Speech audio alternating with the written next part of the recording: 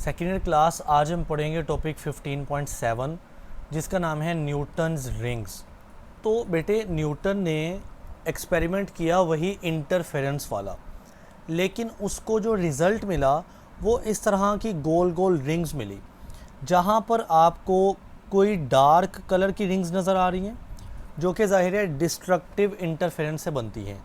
इससे पहले आपने जो पैटर्न पढ़ा ना यंग्स डबल स्लिट एक्सपेरिमेंट में, उसमें जो फाइनल स्क्रीन होती थी ना उसके ऊपर बेटे पैटर्न कैसे बनता था, ब्राइट कलर की फ्रिंज बनती थी और डार्क कलर की पट्टी की शक्ल में ना फ्रिंज होती थी, पट्टी। लेकिन जब न्यूटन ने ही यही वाला एक्सपेरिमेंट किया ना तो उसको ये पैटर्न यानी जो फ्रिंज का पैटर्न है वो रिंग की शक्ल में मिला। बहरहाल ये सारी वजह उसने जो अपरेटस यूज़ किया था ना उसकी वजह से थी। तो न्यूटन ने क्या किया, एक बेटे कन्वेक्स लेंस ले लिया। ये देखें, ये जो लेंस है ना ये कन्वेक्स लेंस है, लेकिन किस टाइप का? आपने इस तरह का कन्वेक्स लेंस देखा है जिसको हम डबल कन्वेक्स लेंस के नाम से जानते हैं, ठीक है। और ये वाला जो लेंस है ना वो इस तरह का है कि इसकी एक साइड या एक सरफेस प्लेन है और दूसरी सरफेस जो है वो कर्व्ड है बाहर की तरफ, यानी ये है plano convex lens, plano convex lens. तो न्यूटन ने लिया बेसिकली प्लेनो कन्वेक्स लेंस और उसकी जो ये कर्व्ड सरफेस है, देखें ये प्लेन सरफेस है और नीचे वाली क्या है, कर्व्ड सरफेस, उसको कांटेक्ट में यानी जोड़ दिया किसके साथ, एक प्लेन मिरर के साथ। ये जो नीचे अब मैं ड्रॉ कर रहा हूँ ये प्लेन मिरर है, ठीक है। अब इनके दरमियान जाहिर है एयर, ये सारे हिस्से में एयर ट्रैप हो जाती है जिसको हम एयर फिल्म कहते हैं, ठीक है। अब एयर की जो फिल्म है वो नॉन यूनिफॉर्म है, यानी इस पॉइंट पर देखें जहाँ पर कन्वेक्स लेंस और नीचे वाला प्लेन मिरर ये दोनों कांटेक्ट पे हैं, तो एयर की फिल्म की थिकनेस हुई ज़ीरो। लेकिन अगर आप जैसे जैसे यहाँ से किसी एक तरफ मूव करते हैं, लेट सपोज मैं इस तरफ मूव करता हूँ, तो आप देख रहे हैं कि ये फासला बढ़ता जाएगा, जिसकी वजह से जो ट्रैप होने वाली एयर है यानी एयर की जो फिल्म है उसकी थिकनेस भी बढ़ती चली जाएगी। तो आपने क्या करना है, आपने बेटे इसको ना यहाँ पर लाइट के ज़रिए देखना है, मतलब लाइट फेंकनी है और आप देखेंगे। अब आपने इंटरफेरेंस ऑब्ज़र्व करनी है। देखें कैसे, यहाँ से जो लाइट जाएगी ना, यहाँ से जो लाइट जाएगी, बल्कि ये जो लाइट यहाँ से नीचे की तरफ जा रही है वो इस प्लेन सरफेस से भी रिफ़्लेक्ट होगी, लेकिन आपने वो डिस्कस नहीं करना, आपने चीज़ को सिंपल रखना है। आपने बेसिकली ये जो एयर की फिल्म है ना इसके साथ जुड़ी हुई सरफेस से आपने रिफ्लेक्शन को स्टडी करना है। तो इस एयर की फिल्म के साथ दो सरफेस जुड़ी हैं, लेंस की सरफेस ये वाली कर्व्ड सरफेस और प्लेन की ऊपर वाली सरफेस यानी प्लेन मिरर की ऊपर वाली सरफेस, ये बेसिकली लेंस जो एयर की फिल्म है ना उसके साथ कांटेक्ट में है। तो बहरहाल लाइट जा रही है और ये इस नीचे वाली कर्व्ड सरफेस, लेंस की कर्व्ड सरफेस से टकरा कर वापस जाती है यानी रिफ्लेक्ट हो जाती है। और बेटे कुछ लाइट जो है वो नीचे को चली जाती है यानी ट्रांसमिट हो जाती है एयर की फिल्म के अंदर। एयर की फिल्म से जाते हुए वो इस प्लेन मिरर से टकरा कर वापस, यानी ये भी क्या होती हैं, रिफ्लेक्शन करती है, रिफ्लेक्ट होती है। तो अब ये भी वापस जब जाती हैं तो हमारी आइज़ में दो लाइट की रेज़ पहुंचती हैं, ये दोनों आपस में मिल जाती हैं, इंटरफेरेंस करती हैं, या तो कंस्ट्रक्टिव या तो डिस्ट्रक्टिव इंटरफेरेंस करती हैं। अब जब हम देखते हैं तो कंस्ट्रक्टिव इंटरफेरेंस की वजह से आपको रिंग नज़र आती है ब्राइट कलर की और डिस्ट्रक्टिव इंटरफेरेंस की वजह से आपको रिंग नज़र आती है डार्क कलर की। लेकिन सवाल पैदा होता है कि यहाँ से जब इंटरफेरेंस हुई है तो इस तरह की पट्टियाँ ब्राइट और डार्क क्यों नज़र नहीं आती, इस केस में हमें रिंग नज़र क्यों आती है? उसकी जो मेन बात है, मैं आगे आपको एनिमेशन भी दिखाता हूँ, लेकिन मेन बात ये है कि बेटे ये जो लेंस बनाया जाता है ना, ये लेंस एक सफ़ेयर से बनाया जाता है। आपको याद होगा अपने मैट्रिक की क्लासेस आपने पढ़ा था, स्फेरिकल लेंस होता है, मतलब एक गेंद की तरह या एक क्रिकेट या कोई भी बॉल है उसकी तरह की जो स्ट्रक्चर या सफ़ेयर होती है, उसका छोटा सा हिस्सा ना एक पीस इस तरह से काट के वो लेंस बनता है। तो इस वजह से आप इसको इमेजिन करेंगे एक सफ़ियर, तो ये स्फेरिकल रिंग बन जाएंगी या सर्कुलर रिंग बनेंगी। ओके बेटा जी, तो आइए इस एनिमेशन को समझते हैं। देखिए ये नीचे वाला जो है ये वही वाला प्लेन मिरर है और उसके ऊपर इस तरह का प्लेनो कन्वेक्स लेंस है, ठीक है, जिसकी कर्व्ड सरफेस हमने प्लेन मिरर के साथ कांटेक्ट में रखी हुई है। अब इमेजिन करते हैं कि इस पॉइंट के ऊपर ना दोनों के दरमियान, यानी लेंस और मिरर, नीचे वाला मिरर है ऊपर वाला लेंस है, इनके दरमियान जो मोटाई है एयर की ना, जो दरमियान में एयर है वो 1 सेंटीमीटर है। अब ये 2 डायमेंशन में 1 सेंटीमीटर लग रहा है, लेकिन अगर हम इसको ऊपर से देखें, यानी अभी वो दिखाएगा कुछ इस तरह से। यस, मैंने आपको बोला आपने 3D में इमेजिन यही करना है कि जो लेंस है ना वो एक पूरे गोल सफ़ियर का पार्ट है, आपने उसको आधा कट किया है तो इस तरह की प्लेट जैसी गोल स्ट्रक्चर बन गई। तो 1 सेंटीमीटर की जो लाइन लगाई थी वो एक नज़र आ रही थी जब आपने साइड से देखा, 2 डायमेंशन में देखा।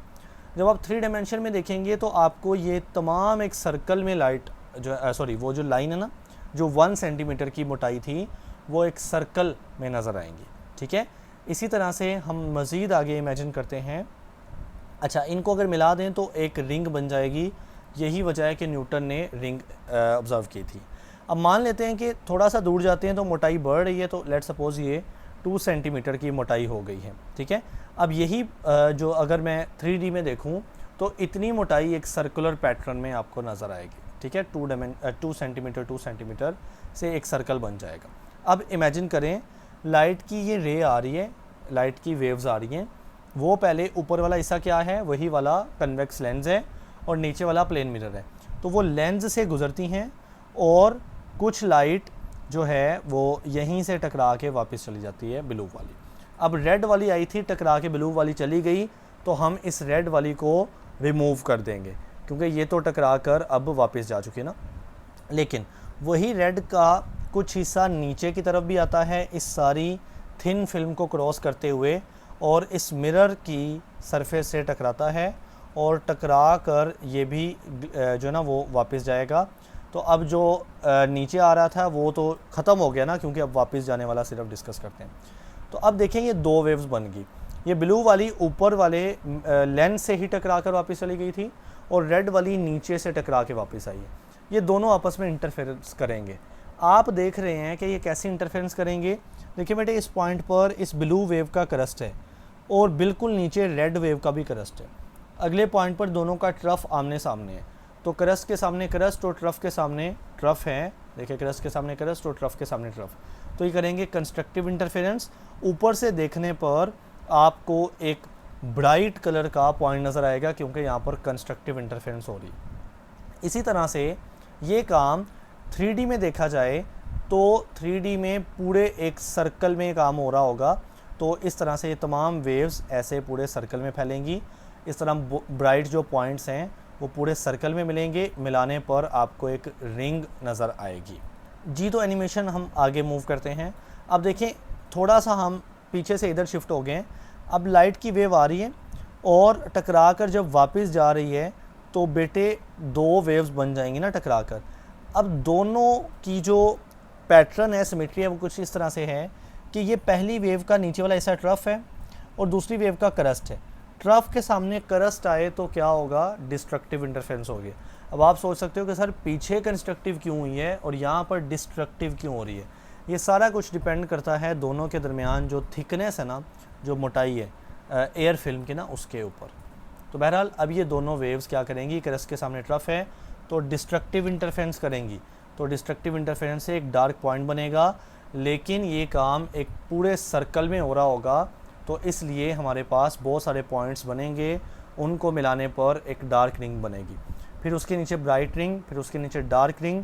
यूँ न्यूटन ने क्या किया, ऑब्ज़र्व किया एक पैटर्न रिंग का, जिसको उसने न्यूटन रिंग का नाम दिया।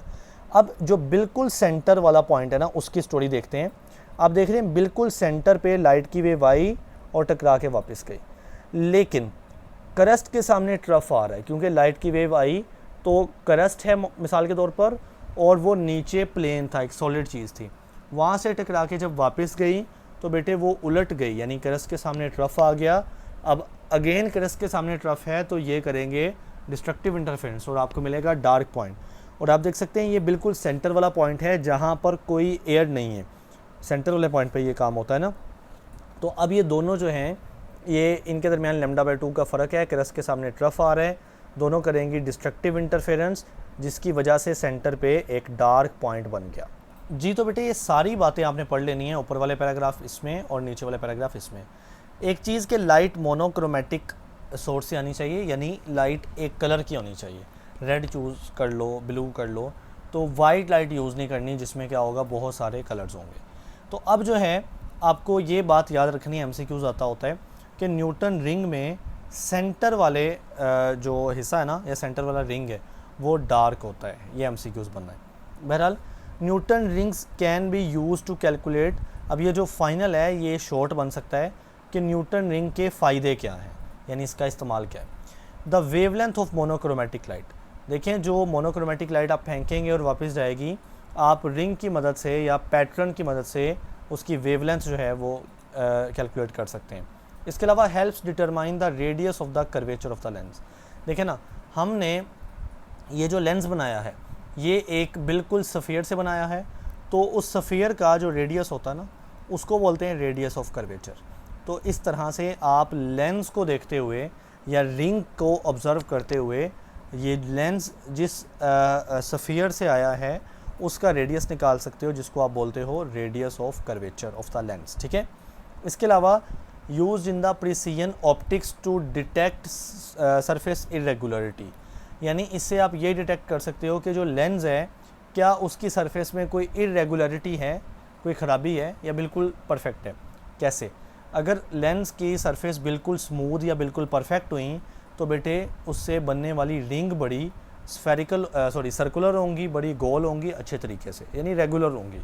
लेकिन अगर ये लेंस की सरफेस में इशू हुआ, इरेगुलरिटी हुई, तो रिंग्स में प्रॉब्लम आएगा। इसलिए न्यूटन की जो रिंग है वो प्रिसीजन ऑप्टिक्स में इस्तेमाल होती हैं, यानी ऑप्टिकल डिवाइस जैसा कि लेंस है उसको ठीक करने के लिए।